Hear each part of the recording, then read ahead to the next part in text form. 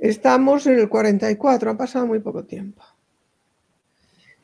Y esta muchacha tan joven escribe una obra, la presenta a un premio literario recién creado y lo que es más sorprendente, fijaos, no hay tradición de escritura de mujer casi.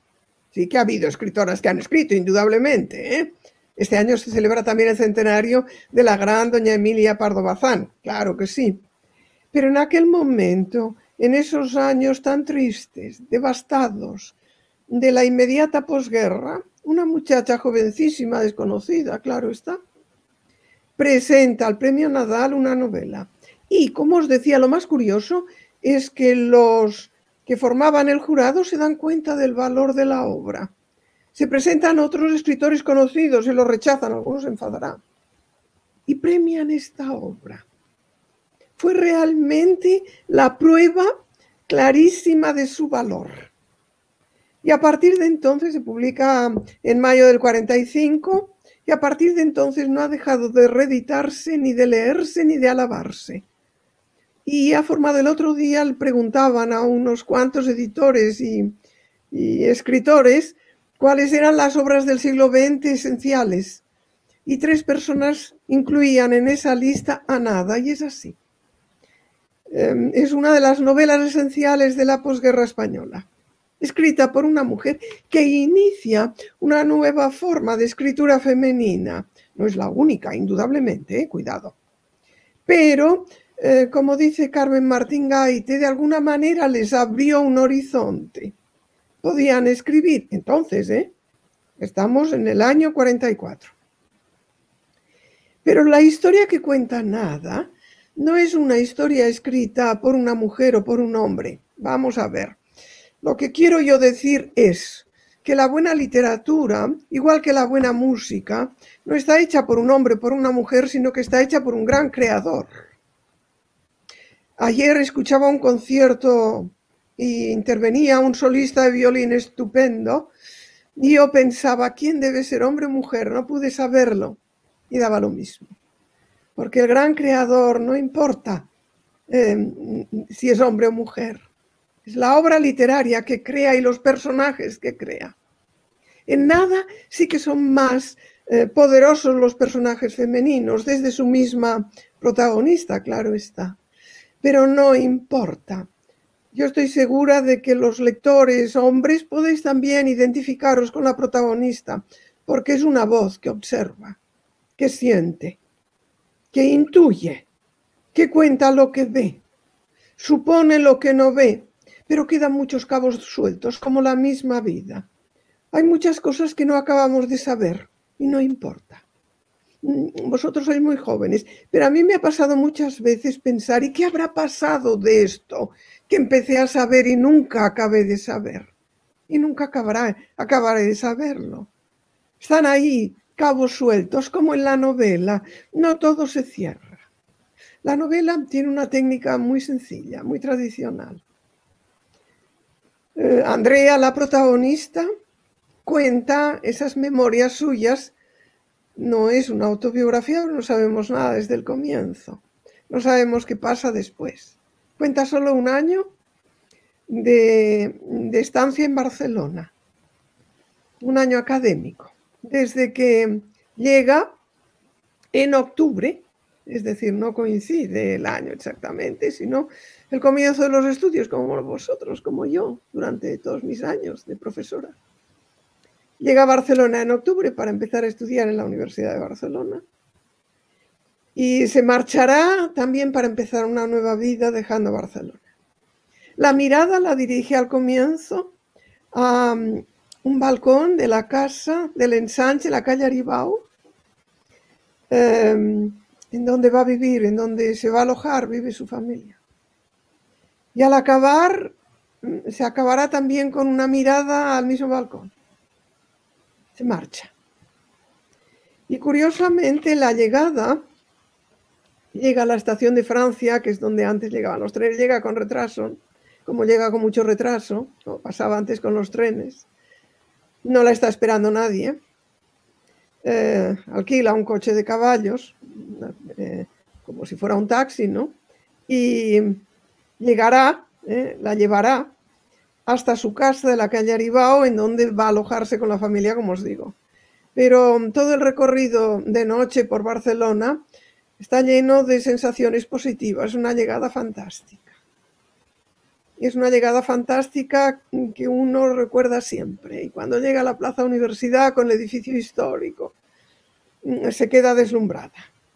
Y todas son sensaciones, porque la novela es una novela impresionista, una novela subjetiva, contada desde su visión, desde me parece, yo creo, me impresiona, veo. Veréis cómo se repiten estos verbos. Está vista desde su punto de vista, no es una novela objetiva, es una novela subjetiva, desde el punto de vista de Andrea, la protagonista. Pero en cuanto sube la escalera de casa de su familia en ese piso del ensanche de la calle Aribao y se abre la puerta, a una luz mortecina de unas bombillas medio apagadas, empezará la pesadilla. Y todas aquellas sensaciones positivas desaparecerán. Porque no es una novela optimista, no podía serlo. Estamos en los años inmediatos a la posguerra, eran años de destrucción, devastación, tristes, de angustia, de falta de comida. Eso será el año de vida. Cuando se marche se le abre un horizonte de esperanzas. Abandonará la casa y si llegó a ella de noche la abandona de día. Al amanecer las luces golpean contra los cristales, los rayos de sol golpean contra los cristales y es unirse absolutamente optimista. Y eso también nos gusta mucho, porque Andrea sufre, pasa hambre, responde a lo que dice el título, no le pasa nada, nada importante, pero muchas veces la vida está hecha de pequeñas minucias. Porque además, si viviéramos cada año muchas cosas importantes, no las soportaríamos, tanto buenas como malas. Y hay que gozar de las pequeñas cosas. O sufrir las pequeñas cosas. Y eso es lo que le pasa a Andrea en ese año. Pero la novelista hace que cuando se hunda mucho, la rescata. Y al lector le tranquiliza mucho. Cuando parece que se le abre un pozo delante, la saca de él. Como nos tiene que pasar un poco a nosotros, siempre tenemos horas bajas, pero hay que pensar que siempre hay una cuerda de donde tirar, siempre, siempre, siempre. Basta una sonrisa de alguien que uno encuentra por la calle, una palabra de gratitud que le da a alguien y te sacan de la hora baja. Eso es lo que le pasa también a Andrea. ¿Por qué os cuento esto? Porque veréis cómo es una novela que nos dice mucho de todos nosotros. Hay continuas pequeñas observaciones que pasan desapercibidas, pero cuando las releemos pensamos qué razón tiene. Ahora mismo, cuando os estaba esperando, porque nunca sé si este chisme va a funcionar o no, el otro día, la semana pasada hablé, y se me quedó congelada la imagen. Y ahora tengo que volverla a repetir porque, claro, como me van a colgar en YouTube, hablando entusiasmada y congelada. Y no me dijeron nada, no me sacaron de la nevera, yo creo que porque tuvieron miedo que me pasara algo, y ahí quedé congelada. Pues mientras esperaba para ver si ese chisme funcionaba, estaba leyendo y entonces decía, todo esto pertenecía ya al pasado. Dice, en un momento determinado, cogí la página al azar. Alguna vez me aterraba pensar en cómo los elementos de mi vida aparecían y se disolvían para siempre apenas empezaba a considerarlos como inmutables. Fijaos, esta frase dice mucho de todo, de todos nosotros. Si nos interesa, si no nos interesa, la dejamos pasar. Pero yo que tengo muchos años, he visto, cuando la he leído antes de conectarme, he dicho, qué razón, ¿no? Me aterraba pensar en cómo los elementos de mi vida aparecían y se disolvían para siempre. Apenas empezaba a considerarlos como inmutables. Fijaos este tiempo que estamos viviendo, ¿no? Hace un año, como me recordaba María, estuve en vuestro instituto. Y sí, ya empezaba a oírse noticias amenazadoras, pero nunca nadie pudo pensar en tanto. Yo escribí un libro, dediqué un libro en vuestro instituto, y entonces no quise coger el bolígrafo, pero eso no era nada. No llevaba ni tan siquiera mascarilla como todos vosotros. Fijaos cómo dice la frase. Me aterraba pensar en cómo los elementos de mi vida aparecían y se disolvían para siempre. Apenas empezaba a considerarlos como inmutables. Creíamos que nuestra vida era inmutable. ¿Qué va? No, no, no, no. Como os he dicho, cuenta un año de la vida de Andrea en Barcelona. La propia Carmen Laforet, que quedó marcada por esta obra. Sí que se defienden otras. Ahora tengo que escribir sobre una de ellas que me interesa mucho, se llama La insolación, porque habla precisamente del problema de la homosexualidad y de la represión que había en aquellos años. Todo muy sutilmente expresado a través de un adolescente, en ese caso un muchacho. Esa es interesante, pero todavía no le llega a la altura de nada, indudablemente. Quedó marcada la vida de Carmen Laforet por el éxito y la belleza de esta obra, que es esplendente.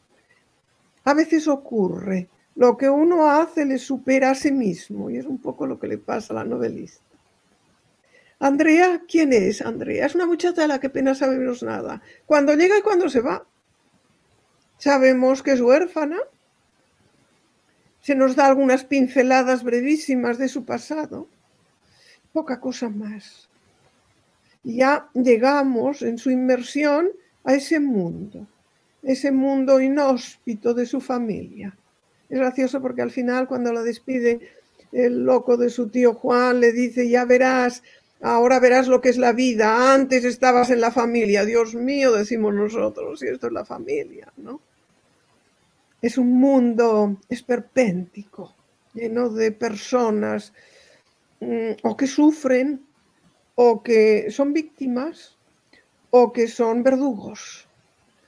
Es una casa y en ella el espacio de cada habitación es la guarida de unos habitantes marcados por esa guerra. Hay un ser más inteligente que los demás, Román, que vive en la buhardilla y maneja los hilos de la casa, pero su inteligencia la aplica a la maldad. Es tan difícil a veces ser bueno y es tan importante serlo, que nos importe los demás. No lo olvidéis, ser malo es muy fácil. Hay tantos, ser bueno es muy difícil y hay que serlo. Y Román es un ejemplo, es un ser diabólico. Es más inteligente y maneja los hilos de los demás. Tiene a su mensajero y a su espía, que es la criada Antonia, negra, vestida siempre de negro, con su perro Trueno de negro también. Los dos forman una unidad de espías al servicio de ese ser maligno, que maneja los hilos, que goza en torturar a los demás, que lleva a su enloquecido hermano Juan al grito, que provoca las peleas y cómo golpea a Juan a la pobre Gloria. Hay escenas continuas de maltrato. Y goza en ello. Y la propia criada también.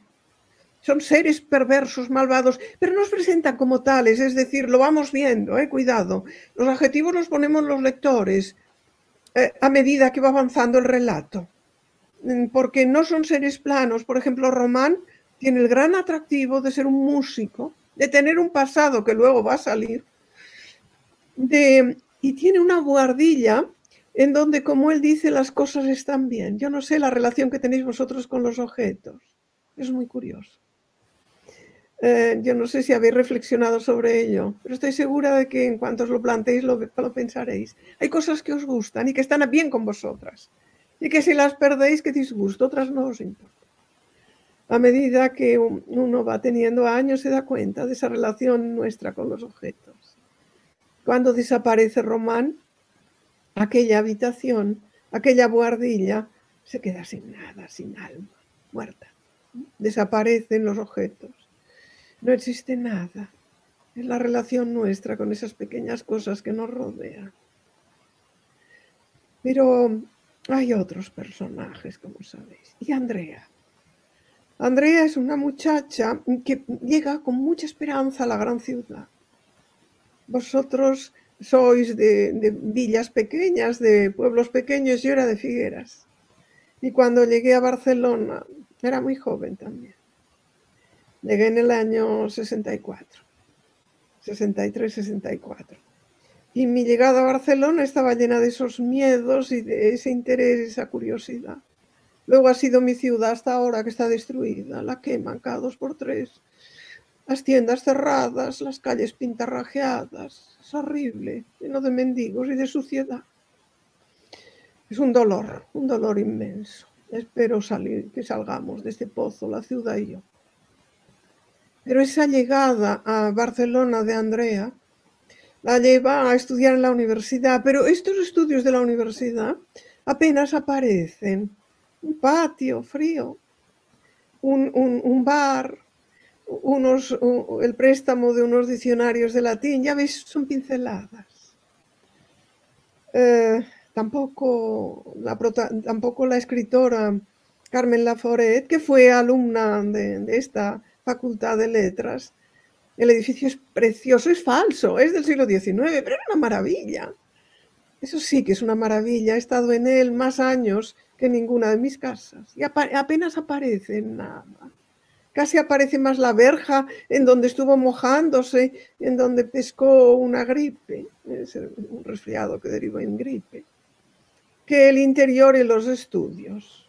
Mucho más poderosa que esa universidad y esos estudios, la casa de la calle Aribao, con esos seres que representan momentos históricos en el fondo. Está Angustias, que desaparecerá felizmente al final de la primera parte y Andrea conseguirá la libertad, como sabéis. Y vendrá una época muy buena, aunque pase hambre, pero conocerá a Ena, saboreará la amistad, hasta que esta amistad se contagiará con el mundo de la calle Aribao y la perderá. Está acostumbrada a que las cosas pasen, como dice, y lo asume. Pero su visión de sí misma apenas aparece. No es un monólogo hablando de sí misma, no, ella, como dice, que tiene un pequeño papel de espectadora. Ve, cuenta lo que ve. Y al mismo tiempo, fijaos, hay poca ternura, hay pocos juicios. Ve, observa, ve a la abuelita, que es un ser maravilloso. Solo chilla al final una vez indignada, pero protege a todos los seres que sufren, incluido el gato. Viejo, ahí, ¿no? Casi abandonado, del que casi nadie hace caso. Protege a todos los perseguidos, los lleva a su habitación, el niño lo recoge, ¿no? El niño que no tiene nombre y ella tampoco. Pero no hay una actitud cariñosa de Andrea hacia la abuelita. Cuenta lo que hace, pero no abunda en adjetivos tiernos, ni en adjetivos, ni en actitudes, ni hacia el niño, ni hacia la abuelita. Hay como una ausencia de sentimientos por parte de Andrea, muy interesante, porque es positivo, no es negativo, no. Si hubieran existido, hubiera sido una novela edulcorada y no hubiera sido tan trascendente. Porque lo que importa de cualquier creación literaria es que sirva a los demás, no que cuente unas historias interesantes en un momento y ya está. No, que nos sirva a los demás por algo, que nos quede ese pozo del que os hablaba. Eso es lo que pasa con Andrea. Andrea observa, sufre, pasa hambre, frío, no tiene ni espacio. Fijaos lo de Virginia Woolf y la habitación propia. Tiene que dormir en el salón al principio. Luego podrá dormir en la habitación de Angustias, que se da cuenta que es un auténtico observatorio de ruidos y de voces y de todo lo que ocurre en la casa. Hay 2 observadores, 2 controladores. Hay gente que le gusta controlar a los demás, es terrible. Román arriba, el diabólico, y Angustias desde abajo, escuchando, juzgando. Y curiosamente, Angustias juzga apoyándose en la religión. ¿Cuánta gente lo hace? Apoyándose en palabras que duelen muchas veces. Como Dios, patria, lo que hacen es torturar a los demás, crear la infelicidad. Tengo que decíroslo, para que no sigáis este camino. Las palabras que permiten la convivencia son las palabras pequeñas. Amigo, compañero, padre, madre, hermano, hermano. Esas son las palabras que permiten sobrevivir bien, con gusto. cogerle gusto a esa morada tan temporal que es nuestra estancia en esta tierra. Pues Andrea no tiene nada, no tiene ningún asidero, porque en el fondo la abuelita es un ser también destruido por dentro. Angustias, en cambio, como os decía, es un ser que utiliza la religión para aprisionar, juzgar, atemorizar. No lo consigue Andrea porque es un ser libre, ¿no? La ciudad es un infierno para ella, no tienes que salir sola. Y a vosotros parece esto raro, pero en los años 44 y 54 y hasta 60 era muy corriente. Atemorizar con la excusa de la religión. Toda religión, si es que uno la tiene que servir de consuelo, de amparo, no de opresión, igual que cualquiera de esas palabras que os decía. Pero Andrea no se deja en ningún momento. La escucha, como si oyera llover. Le entra por un oído y le sale por el otro. Yo un día lo dije hace muchos años a un japonés y se rió mucho porque nunca se había planteado eso de que las cosas te puedan entrar por un oído y salir por el otro.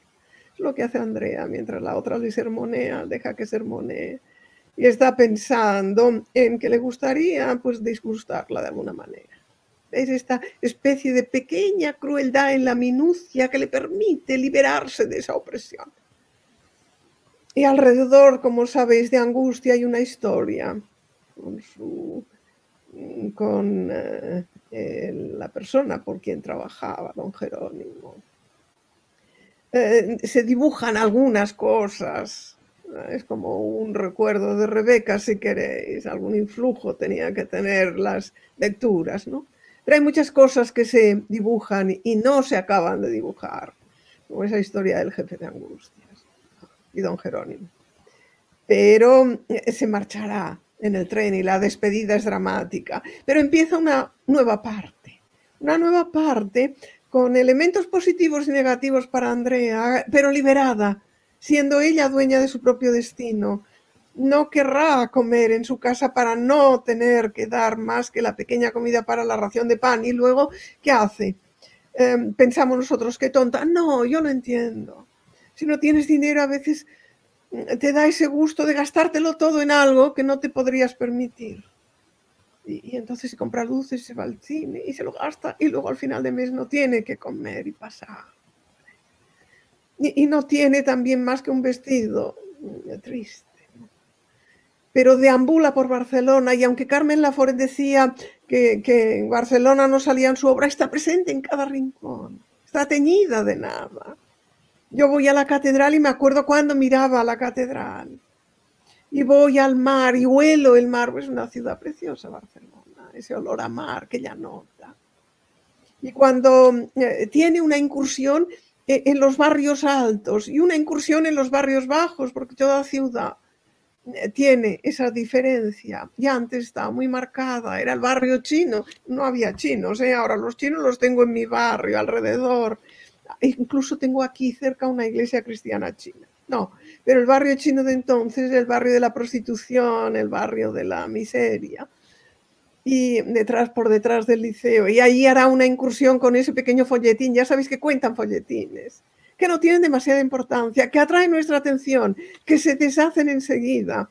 Porque la persecución de Juana Gloria en el barrio chino, creemos nosotros que va a desembocar en una escena de prostitución. No, está jugando a las cartas en el bar de su hermana para ganar dinero, para comprar los medicamentos para el niño que está enfermo, que tampoco se muere. ¿Veis? Como no llega nada a su extremo y nosotros pensamos, hombre, ¿cómo esa mujer irá allá a jugar cosa más rara? Pues ¿por qué no?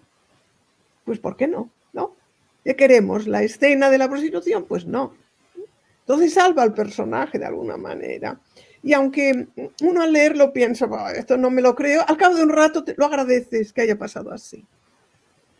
Esta es una incursión en ese barrio chino, con mucho miedo, con unas escenas expresionistas, porque la descripción lírica es muy importante en la obra. Fijaos en algunas imágenes. Además, y en miradas. No olvidéis, hay algunas escenas de una fuerza sexual impresionante, no dichas. Las tenemos que ver. Cuando la criada, por ejemplo, mira Cómo Román acaricia las orejas del perro. Ella habla del perro como el hijo de Román, ¿no? Esa mirada ansiosa de la criada que distingue, que ve muy bien a Andrea, está diciendo muchas cosas, que no nos dicen, que nos la dejan para que las pongamos nosotros. Y eso es sumamente interesante. No hay por qué contarlo todo. Hay que dejar al lector que vea lo que puede ver, lo que quiere ver. Y ahí está, en esa mirada tremenda. O cuando Román muerde la oreja del perro y la desesperación que tiene entonces la criada en otra escena y hacia el final. En ese momento de luz de Andrea, conocerá el amor, pero también como observadora, fijaos.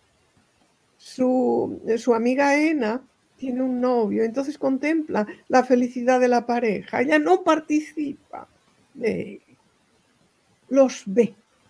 Sí, os acordaréis de un beso que le deja un sabor malo, el beso de Román, y que nos lleva a esos versos de Juan Ramón, de un romance Juan Ramón que puso al comienzo Carmen Laforet, a veces un gusto amargo, un olor malo, una rara luz, un tono desacorde, un contacto que desgana.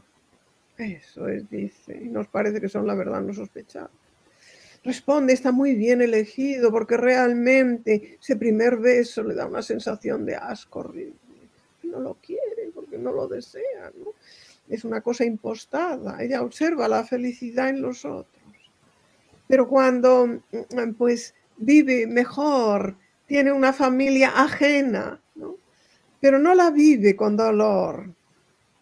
Decía César Vallejo en uno de sus poemas de Trilce, que comía en casa de un amigo y que comía con sus viejas tías sin dientes y tintineaban los cubiertos. Y veía la felicidad de su amigo y decía que le dolían los cuchillos en todo el paladar a él, porque era la familia que él ya no tenía, acababa de perder a su madre. Entonces, Andrea no lo vive así, lo vive absorbiendo esa felicidad ajena, no sintiendo no tenerla, no observándola. Ahora esa felicidad será pasajera, se acabará lo de Ena y Jaime, se acabará lo de su amistad, entrará ese Román, ese ser diabólico, con esa parte positiva, atractiva, pero será castigado, porque podía haber ocurrido que ese ser diabólico destruyera también ese espacio luminoso, y no, es ese espacio luminoso el que acabará con lo diabólico. Pero también acaba con esos momentos de felicidad. Andrea tendrá otro momento y esa parte es muy interesante. La de Andrea con sus amigos bohemios, ricos y bohemios, se hacen los bohemios en esa especie de piso que tienen cerca de Santa María del Mar, con huellas de la guerra, porque la guerra está presente en los barcos destruidos, en la propia iglesia con huellas de los bombardeos, ¿no? De los fuegos. Está muy presente en la ciudad, pero también en el alma de los personajes, que recuerdan brevemente esa guerra. Fijaos, ella no la ha vivido y no puede recordarla, y tampoco hace incursiones continuas en ella. Solo hay una escena que rompe la estructura con los demás, que es un capítulo que le gustaba mucho a Juan Ramón y a mí al principio no me gustaba nada, que era cuando Andrea tiene fiebre, está en la cama con gripe, y entonces Gloria y la abuelita van hablando. Y ella dice que no sabía si la había oído o la había soñado, pero se transcribe como si fuera una obra de teatro con una precisión absoluta, como si tuviera una grabadora. Y yo decía, esto no es coherente. Y los críticos así lo han dicho. Pero luego me he dado cuenta que es un recurso estupendo. ¿Y qué más da que no sea coherente? Pero a través de esa conversación exacta de los personajes, se hace incursiones a la guerra y nos enteramos de algunas cosas de esta guerra pasada, vivida por la abuelita y por Gloria, y nos da unos trazos de lo que esconde Gloria en su relación con Román, que luego reaparece brevemente para acabar también. Fijaos cómo se encienden hogueras que se apagan, como esa de la noche de San Juan. Y es en ese momento en que la técnica rompe la estructura del relato cuando se nos habla de esa guerra pasada, que no ha vivido Andrea, pero que está ahí, que no recuerda, sí que la ha vivido, pero no la recuerda en la novela. Y en ese momento, como os digo, nos vamos a ese grupo de amigos que la admiten porque no es una mujer como las demás, no una chica como las demás, una chica rara, que es lo que destacó Carmen Martín Gaite. Porque en efecto, Andrea es una chica rara. Fijaos cómo el nombre Andrea es muy curioso, en italiano es de hombre. Y la raíz de Andrea es aner andros, que quiere decir hombre. Y hasta muy adelantado el siglo XVI, en todo nuestro país, Andrea era nombre también de hombre. Y el personaje es femenino, pero no tiene los rasgos que caracterizan a la mujer en el año 44, ni tampoco responde en su actuación lo que se espera en el patrón de una novela rosa, porque no es una novela rosa, ahí está la ruptura. Y el amor no ocupa el primer lugar, no, hay otras cosas, esa observación que tiene. Tendrá con esos amigos un momento de vida bohemia, si queréis, no la dejan porque no es como las demás chicas, y así nos puede contar, hablar de eso. Pero luego tendrá, cuando se derrumbe todo su mundo, ¿no? Tiene esa esperanza en el baile, en la fiesta que le invita a su amigo Pons, allí en otra casa rica. Vamos del barrio chino a la parte alta de la ciudad, sigue siendo así. La parte baja es más humilde, la parte alta, aunque los barrios se van cambiando, ¿no? Pero en la parte alta todavía están las torres de los ricos. Y allí a lo alto de la calle Montaner es cuando llegará a esa finca de Pons y vivirá una escena ella con mucha ilusión esperando, porque la víspera es lo mejor. Pero ¿qué pasa? Es un baile y ella tiene el papel de Cenicienta, pero no hay hada madrina. Nunca ha tenido hada madrina, Andrea, nunca. No hay nadie que la apoye, pero siempre sale del pozo. Porque cuando vea la mirada de la madre de Pons a sus zapatos viejos, fijaos, que está aquí la indicación de los zapatos de Cenicienta, tendrá vergüenza. Se marchará corriendo, ese mundo imposible queda definitivamente cerrado. Bajará corriendo y cuando llegue a su casa, triste, desesperada, en esa ciudad solitaria para ella, se encontrará con que no, con que hay alguien que le está esperando, que es la madre de Ena. Entonces le contará ese folletín. Y es curioso, porque al principio se olvida de ella y entonces vuelve a encontrar la paz, como dice, que es lo que hace a lo largo de todo el relato. Pero al rato en que le está contando su historia a la madre de Ena, Margarita, no siente piedad para ella, piensa, ¿y por qué me lo cuenta todos estos detalles? ¿No? Y eso es lo que hace más original la obra. Podría caer, como os digo, en el sentimentalismo y no lo hace. No le gusta, como está rebuscando en su pasado. ¿Y cuántas veces nos sucede? No nos cuentan cosas y decimos, ¿por qué nos lo cuentan? ¿No? Se descargan los demás, ¿no? Pero nos echan sobre nosotros y no consiguen despertarnos el sentimiento de la piedad o la compasión, a veces, otras sí. ¿Qué es lo que le pasa a Andrea? ¿Qué es lo que quiero que veáis? ¿Qué es lo que le da mayor originalidad a la obra?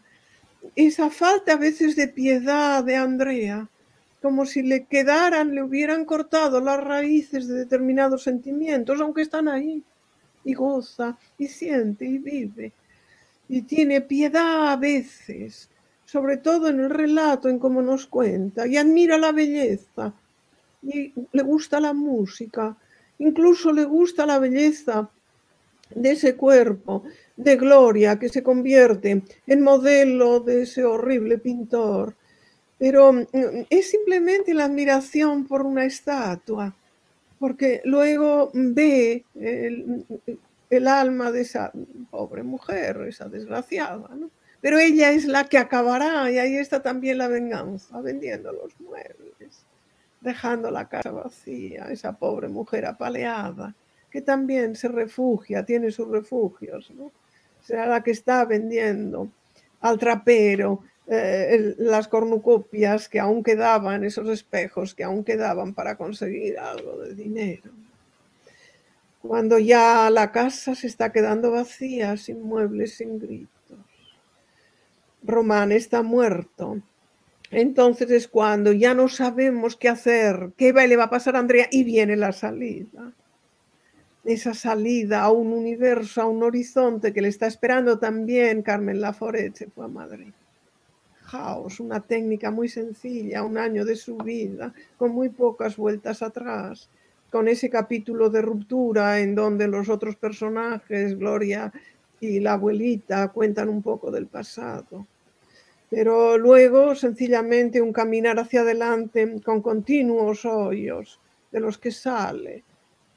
Al final, pobre, va vagabundeando, porque el ir vagando por las calles caracteriza mucho a las novelísticas de Carmen Laforet a través de sus personajes. Va por las calles vagando y es con su vestido negro teñido, viejo, ¿no?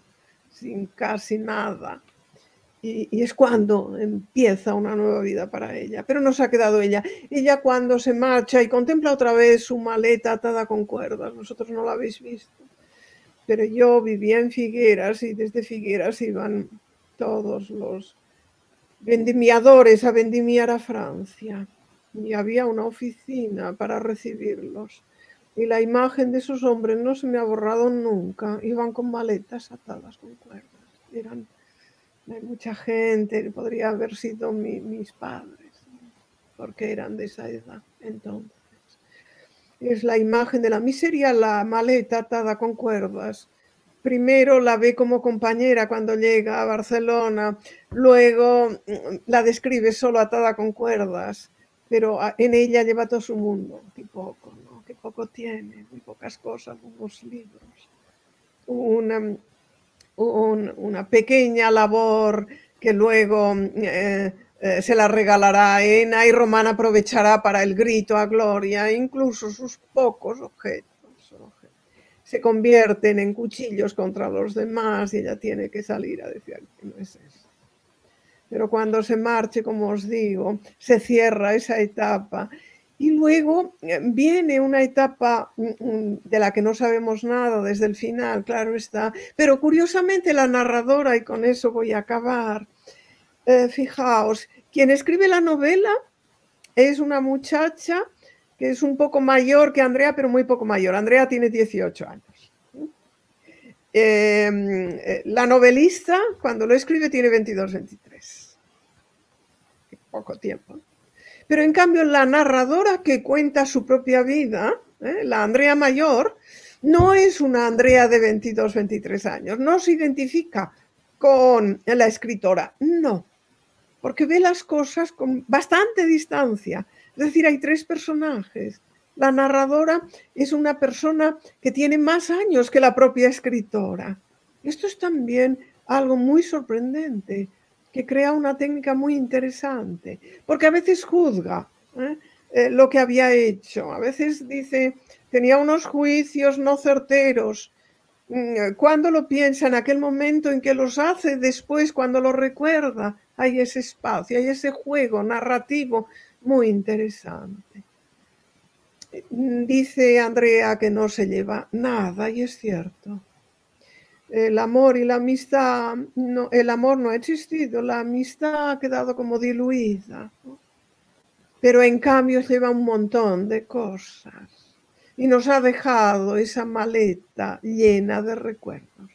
No la olvidéis. Eso es lo que convierte una novela en buena novela, la que nos atrae con lo que nos cuenta y la que nos deja un pozo dentro, que forma parte de nuestra existencia. Yo, como soy ya muy mayor, llevo en mi sangre montones de lecturas, pero solo aquellas que me han dejado pozo. Hay otras muchas de las que ya ni me acuerdo que he leído. A veces cojo un libro y está subrayado, digo, esto lo he leído, no me acuerdo de nada. No ha dejado pozo.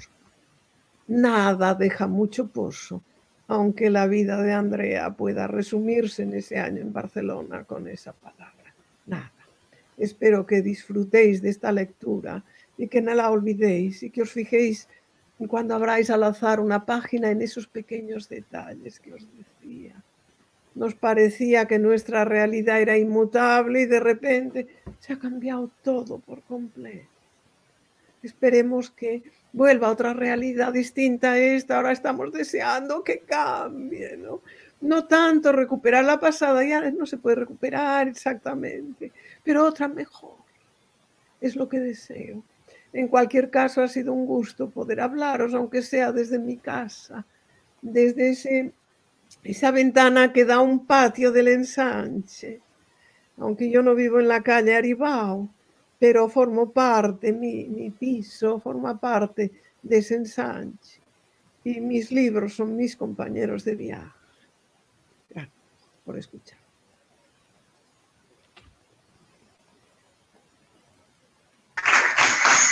Hola Rosa, muchas gracias por toda la charla y ya se siente mucho, ¿no? Ya, esto es lo que me ha dado Ricardo para que pregunte. Si alguien tiene una pregunta, a ver, un momento, porque esto... ¿Ya? Vale, ¿alguien tiene una pregunta? ¿Quieren hacerme alguna pregunta? Una sola, una.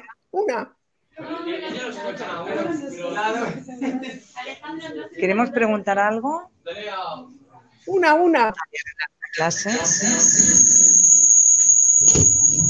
¿Alguien tiene una pregunta? Es que Ricardo...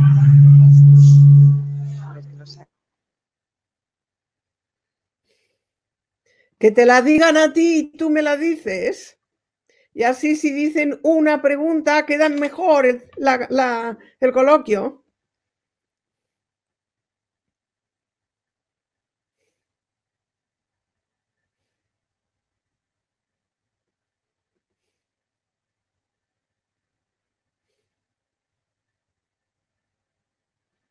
No oigo nada.